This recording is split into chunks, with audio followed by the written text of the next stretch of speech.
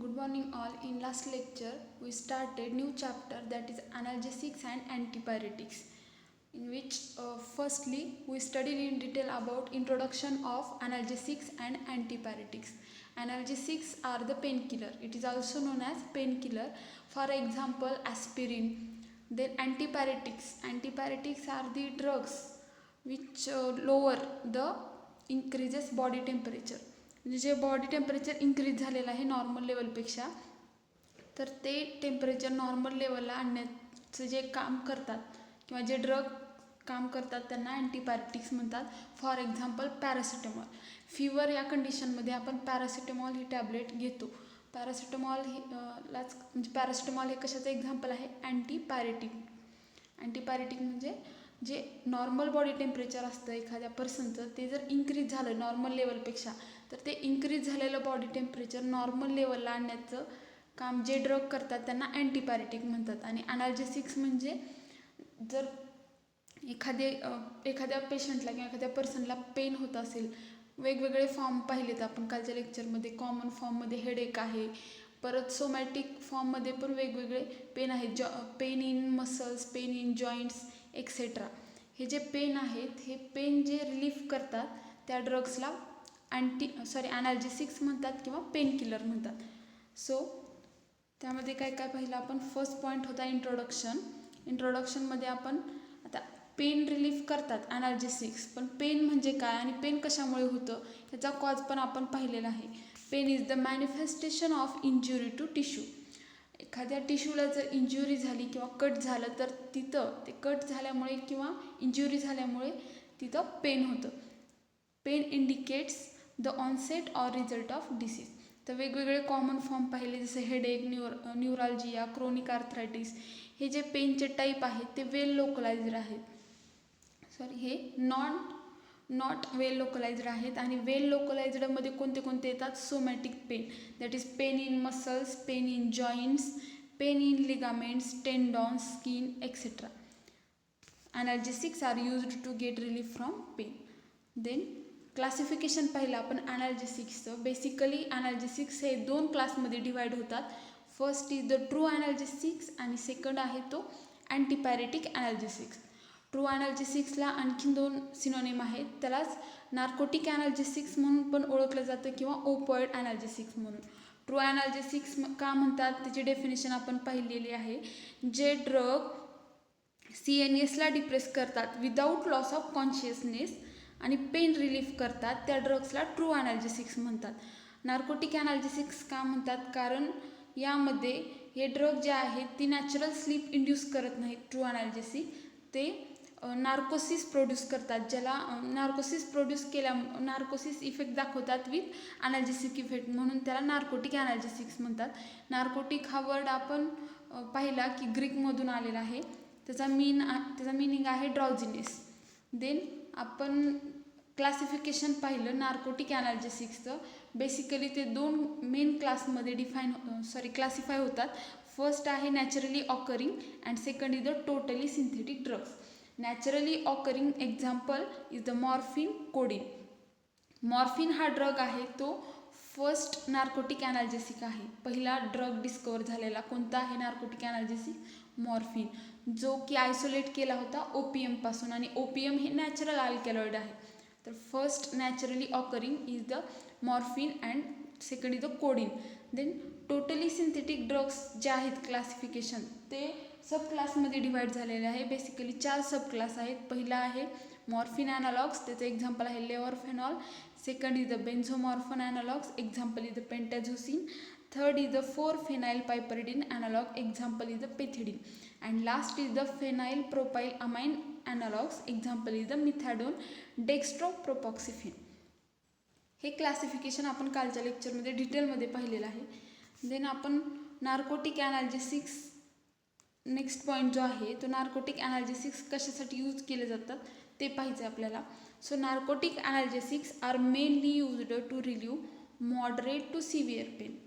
Narcotic analgesics जे आहेत, morphine आहे, कोडीन आहे, हे जे अनाल्जेसिक्स आहेत हे झाले नॅचरल. सिंथेटिकमध्ये पण लेवॉरफेनॉल जे एक्झाम्पल पाहिले, हे ड्रग्स कशासाठी यूज करतात? जे मॉडरेट टू सिव्हिअर पेन असेल असतं, कुठल्याही इंजुरीमुळे असेल, डिसीजमुळे असेल, कटमुळे असेल, हे पेन रिलीफ करण्यासाठी हे नार्कोटिक ॲनाल्जेसिक्स यूज केले जातात. नार्कोटिक ॲनाल्जेसिक्स हे नॅचरल स्लीप इंड्यूस करत नाहीत, म्हणून त्यांना नार्कोटिक ॲनाल्जेसिक्स म्हणतात. So they are also used to suppress non productive cough. आता कफचे टाईप आपण लास्ट इयरमध्ये स्टडी केलेलेच आहेत. प्रोडक्टिव्ह कफ आणि नॉन प्रोडक्टिव्ह कफ दोन टाईप असतात, प्रोडक्टिव्ह आणि नॉन प्रोडक्टिव्ह. नॉन प्रोडक्टिव्ह कफ जो आहे त्याला सप्रेस करण्यासाठी नार्कोटिक ॲनाल्जेसिक्स यूज केले जातात. त्याला अँटीटसिव्ह एजंट पण म्हटलं जातं, antitussive, to induce sleep in presence of pain. Pain होत असतानाही त्याला स्लीप इंड्यूस करण्याचं काम हे अँटीटसिव्ह एजंट करतात. To control diarrhoea. डायरिया पण असेल एखाद्या पेशंटला तर ते कंट्रोल करण्याचं काम पण हे नार्कोटिक ॲनाल्जेसिक्स करतात. So their use is limited due to. आता काय ह्याचे युजेस पाहिले आपण, युजेस कोणते कोणते आहेत ते, नार्कोटिक ॲनाल्जेसिक्स जे असतात ते moderate to severe pain relief करतात, हा फर्स्ट यूज झाला. सेकंड, ते नॉन प्रोडक्टिव्ह कफला सप्रेस करण्यासाठी पण यूज करतात, त्याला अँटीटसिव्ह ॲक्शन पण म्हणतो आपण, हा सेकंड यूज झाला. थर्ड यूज काय, हे एखाद्या पेशंटला पेन होत असेल तरी पण पेन होत असताना त्याला स्लीप इंड्यूस करण्याचं हे काम करतात. देन डायरिया कंट्रोल करण्याचं पण हे काम करतात. हे यूज झाले, हे लिमिटेड यूज आहेत. कारण की का म्हणजे नार्कोटिक ॲनाल्जेसिक्सचे यूज लिमिटेड काय आहेत, कारण first is the addictive property. म्हणजे सतत जर त्याचा यूज होत राहिला किंवा जास्त प्रमाणात यूज केला तर त्याचं ॲडिक्शन होतं. हे नार्कोटिक ॲनाल्जेसिक्स आहेत, त्याची ॲडिक्टिव्ह प्रॉपर्टी आहे ज्याच्यामुळे त्याची यूज हे लिमिटेड आहे. Second is the respiratory depression. Respiratory सिस्टीममध्ये ते डिप्रेशन प्रोड्यूस करतात, म्हणजे डिप्रेशन होतं म्हणून त्याचा यूज हा लिमिटेड आहे.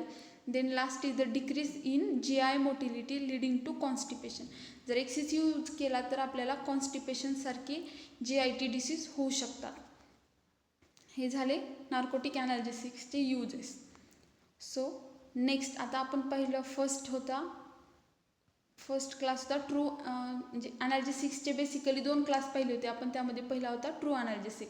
आता आपल्या ट्रू ॲनाल्जेसिक्सचं पण आपण क्लासिफिकेशन पाहिलं. आता सेकंड आहे अँटीपायरेटिक ॲनाल्जेसिक्स. मी कालच्या लेक्चरमध्ये तुम्हाला सांगितलं होतं अँटीपायरेटिक दोन्हीमध्ये काय डिफरन्स आहे ॲनाल्जेसिक्समध्ये आणि अँटीपायरेटिक ॲनाल्जेसिक्समध्ये. ॲनाल्जेसिक्स हे फक्त पेन रिलीफ करतात, पण अँटीपायरेटिक ॲनाल्जेसिक्स फीवर कंडिशन, म्हणजे पेनमुळे जर फीवर आला असेल तर ती कंडिशन ते ट्रीट करतात. सो त्याला फेब्रिफ्युजेस असेही म्हणतात. अँटीपायरेटिक analgesics or फेब्रिफ्युजेस in which first, आता टेम्परेचर, फीवर, त्याला पायरेक्झिया असेही म्हणतात.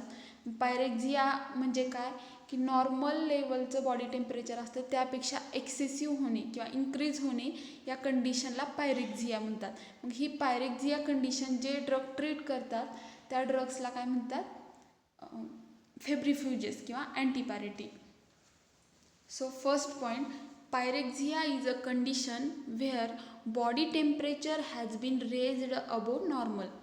मी तुम्हाला अगोदरच सांगितलेलं आहे, जे बॉडी टेम्परेचर आहे ते नॉर्मल लेवलपेक्षा वाढलेलं असतं किंवा रेज होतं, त्या कंडिशनला पायरेक्झिया म्हणतात. So the rise in temperature may be due to infection or other diseases. The rise in temperature may be due to infection or other diseases. तर हे नॉर्मल बॉडी टेम्परेचर कशामुळे इन्क्रीज होऊ शकतं, एखाद्या पर्सनला कशाचं इन्फेक्शन झालं असेल, बॅक्टेरियल असेल, व्हायरल इन्फेक्शन असेल किंवा एखादा डिसीज झाला असेल तर त्या डिसीज कंडिशन, मलेरिया असेल, डेंग्यू वगैरे असे डिसीज किंवा इन्फेक्शन झालं असेल तर या कंडिशनमध्ये नॉर्मल लेवलचं टेम्परेचर हे इन्क्रीज होतं, त्याला आपण फीवर म्हणतो. So the drugs which lower the raised or elevated body temperature and bring it to normal are called antipyretics. जे ड्रग हे जे रेज झालेलं टेम्परेचर आहे, बॉडी टेम्परेचर वाढलेलं बॉडी टेम्परेचर आहे ते नॉर्मल लेवलला आणण्याचं काम करतात, त्याला अँटीपायरेटिक्स म्हणतात. आता आपण असं म्हणायचं नाही की ट्रीट करतात वगैरे, ही अशी डेफिनेशन इथं बिलकुल चालत नाही. नॉर्मल लेवलला जे ड्रग्स टेम्परेचर आणतात रेज झालेलं त्या ड्रग्सला अँटीपायरेटिक म्हणतात. So these drugs have no effect on normal body temperature in therapeutic doses, thus they differ from hypothermic agents for example chlorpromazine which brings body temperature below normal. आता असा प्रश्न पडतो की जर एखाद्या पर्सनचं नॉर्मल असेल बॉडी टेम्परेचर, तर अशा पर्सनला जर आपण अँटीपायरेटिक दिले डोस, अँटीपायरेटिकचा डोस दिला किंवा ड्रग दिला, तर त्याच्या बॉडीवरती काय इफेक्ट होतो. तर रेज झालेलं टेम्परेचर ते बिलो रेज झालेलं टेम्परेचर नॉर्मल लेवल आणतात, पण नॉर्मल लेवलचं टेम्परेचर ते नॉर्मल लेवलपेक्षा कमी होत नाही, म्हणजे ते अपोजिट ॲक्शन दाखवत नाही. जो इफेक्ट आहे तो फक्त इन्क्रीज टेम्परेचर झाला असेल तरच नॉर्मल लेवल आणतात. नॉर्मल लेवल असेल तर त्याच्यावरती कुठलाच इफेक्ट होत नाही. Then during the use of several antipyretics some drugs were found to be excellent analgesics which were useful to relieve minor pains like headache, backache, etc. The अँटीपायरेटिक ॲनाल्जेसिक्स आहेत.